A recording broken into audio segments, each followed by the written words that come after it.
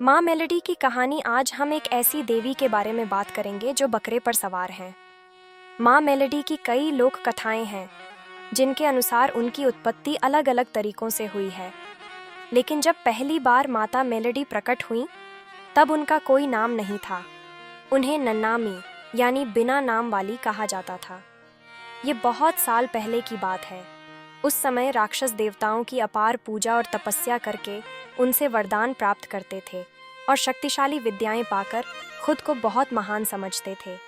जब वे बहुत शक्तिशाली हो जाते थे तो देवताओं को परेशान करने लगते थे। ऐसे समय में देवताओं को आद्य शक्ति माता के पास जाकर उनसे प्रार्थना करनी पड़ रहती थी। तब राक्षसों का संहार करने के लिए आद्य शक्ति स्वयं नवदुर्गाओं के रूप में इस पृथ्वीलोक पर आईं।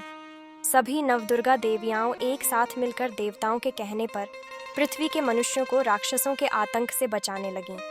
उन्हीं राक्षसों में से एक था अमरैया दैत्य। वह बहुत शक्तिशाली था और उसके आतंक से छुटकारा पाने के लिए जब नवदुर्गा उसे मारने गईं तो उसने उनके साथ कई वर्षों तक युद्ध किया। आखिरकार वह राक्षस थक गया और इन देवियों से बचने के लिए भागने लगा। भागते भागते वह पृथ्वीलोक पर सायला गांव के एक सरोवर में छिप गया। उस समय उस दैत्य ने सरोवर के पास एक मरी हुई गाय को देखा और उसमें छिपकर बैठ गया। अंत में नवदुर्गाओं ने मिलकर उस अमरैया दैत्य को मारने के लिए एक युक्ति सोची। उन्होंने एक शक्ति रूप देवी को प्रकट करने का विचार किया। उस समय नवदुर्गाओं ने अपने शरीर की गंदगी मेल से एक छोटी गुद्दिया बनाई और उसमें प्राण डाले। सभी देवियों ने उसे अपनी अपनी शक्तियां दी और उसे अस्त्र शस्त्रों का ज्ञान देकर उस अमरैया दैत्य को मारने का आदेश दिया। उस गुद्दिया ने नवदुर्गाओं के कहे अनुसार उस राक्षस के साथ युद्ध किया। वह गुद्दिया उस अमरैया दैत्य को मारने के लिए नीचे उतरी। वह दैत्य गाय के शव में छिपा हुआ था। उस गुद्दिया ने अपनी शक्ति से दैत्य को बाहर निकाला और उसे मार दिया। इसके बाद जब वह नवदुर्गाओं के पास वापस आई तो उन्हें पता चला कि वह कितनी शक्तिशाली है। नवदुर्गाओं ने जब अपने शरीर के मेल से बनी और अपनी शक्तियों से उत्पन्न हुई देवी को देखा और यह जाना कि उन्होंने अकेले ही राक्षस को मार दिया है तो उन्होंने उनसे पूछा कि अब उन्हें क्या करना चाहिए। राक्षस का संहार करके लौटी उस देवी को देखकर नवदुर्गाओं ने उनकी अवहेलना की और उन्हें दूर चले जाने के लिए कहा। यह सुनकर माताजी को बहुत बुरा लगा। इसलिए वह खुद को शुद्ध करने के लिए भगवान भोलेनाथ के पास गईं और उनसे सारी बात बताई कि वह एक राक्षस का संहार करके आई हैं और अपने शरीर को शुद्ध करना चाहती हैं। तब भोलेनाथ ने अपनी जटाओं से गंगा जी को प्रकट किया और उनके पवित्र जल की धारा से माताजी को स्नान कराकर उन्हें पवित्र कर दिया। इसके बाद जब माताजी ने पूछा कि अब उनका नाम क्या होगा तो भोलेनाथ ने कहा कि जाकर नवदुर्गाओं से पूछो। तब माताजी ने बताया कि नवदुर्गाओं ने उन्हें छोड़ डीडीएच दिया है और अब वे उन्हें छूने से भी मना करती हैं।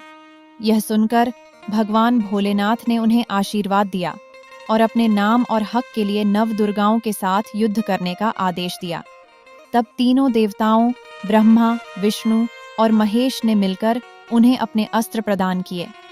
ब्रह्मा जी ने अपनी गदा दी, विष्णु भगवान ने अपना चक्र दिया और शंकर भगवान ने अपना त्रिशूल दिया। तीनों देवताओं से आशीर्वाद पाकर माताजी युद्ध के लिए निकल पड़ीं।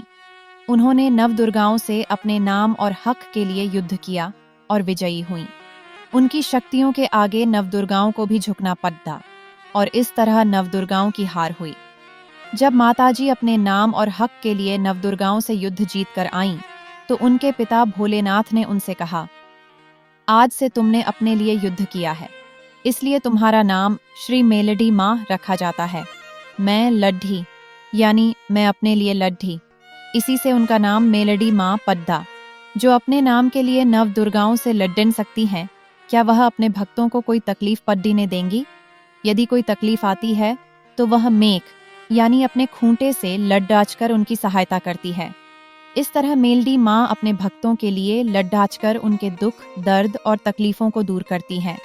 इस तरह से मेलोडी माँ की उत्पत्ति हुई। उन्हें स्वयं भोलेनाथ की पुत्री माना जाता है। उन्होंने मेलोडी माँ को आशीर्वाद देते हुए कहा कि कलयुग में पूरी दुनिया उनकी पूजा करेगी। हर जाति और हर वर्ग के लोग उनकी पूजा करेंगे। उन्होंने वाहन के रूप में बकरे को चुना।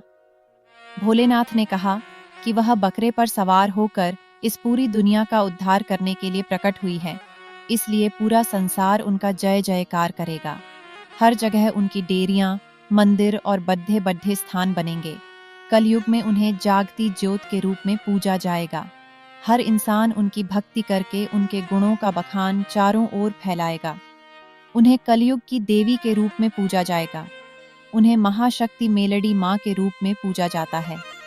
श्री मेलडी माँ ने शंकर भगवान की जटा से निकली गंगा जी की धारा में स्नान किया था, इसलिए उन्हें स्वच्छ उगतान की मेलडी माँ के रूप में पूजा जाता है। वह मैली देवी नहीं है। जिस तरह उनके भक्त उनकी पूजा करते हैं, उसी तरह उन्हें पूजा जाता है। इस तरह कलयुग में उन्हें उगती देवी के रूप में पूजा जाने लगा है। इस तरह कलयुग में उन्हें उगती देवी के रूप में पूजा जाने लगा है। माता जी दया का सागर हैं। भक्त जिस भाव से उनकी पूजा करते हैं, उन्हें वैसा ही फल मिलता है। युद्ध में मेलडी माँ का स्मरण करने से और उनकी सहायता से निश्चित रूप से जीत मिलती है। माँ हर काम में भक्तों की सहायता करती हैं।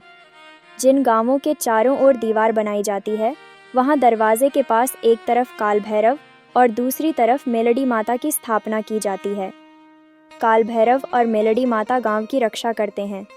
इसे मेलडी माँ की चौकी मुखी कहा जाता है। घरों या मोहल्लों में भी माँ की स्थापना की जाती है। छोटी डेरी में माँ की तस्वीर या नारियल में माँ का स्थान बनाया जाता है। मेलडी माता जी कई नामों से जानी जाती हैं, जैसे मूजपरी की मेलडी, वाणिया की मेलडी, हजीरा की मेलडी, शेरपरा की मेलडी, माड़ की मेलडी, उगती मेलडी, आथमती मेलडी, चौरा की मेलडी, कोठा की मेलडी, वनजारा की मेलडी, वाघरी की मेलडी, मड्डखावनी की मेलडी आदि।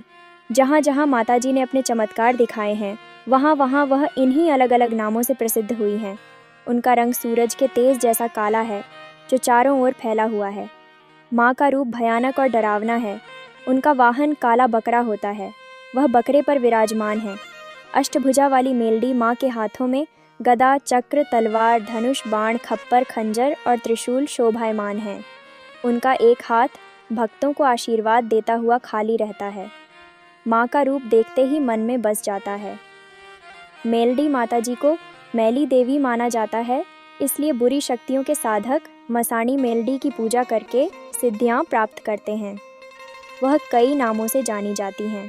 खेतों की सीमाओं पर उन्हें क्षेत्रपाल के रूप में भी पूजा जाता है। मुझे उम्मीद है कि यह कहानी आपके दर्शकों को पसंद आएगी और उन्हें परेश पाराधी चैनल पर पूरा वीडियो देखने के लिए प्रेरित करेगी।